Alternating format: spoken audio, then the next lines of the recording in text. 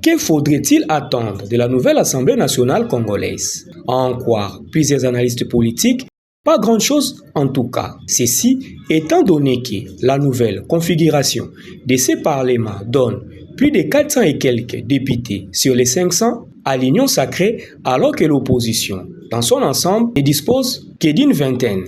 Dans ces conditions, l'on craint que les débats ne soient pas équilibrés et surtout, les contrôles parlementaires ne soient pas du tout efficaces, étant donné que l'actuelle Assemblée nationale va ressembler beaucoup plus à un bureau de l'Union sacrée plutôt qu'à un vrai Parlement. S'agissant de la production législative, beaucoup pensent qu'il n'y aura pas de loi de qualité pendant ces mandats, étant donné que la Chambre basse est monocolore, les lois donc n'iront que dans une seule direction et la constitution congolaise pourra même être révisée ou changée vu que l'Union sacrée détient la quasi-majorité absolue. L'Assemblée nationale risque de devenir une chambre d'enregistrement de la volonté et des dictats de Félix Tshisekedi, autorité morale de cette famille politique. Il y a lieu pour le peuple d'espérer que les ténors du pouvoir ne vont pas abuser de cette majorité en faisant passer des lois suicidaires pour la nation, mais aussi l'opposition, malgré son existence au Parlement,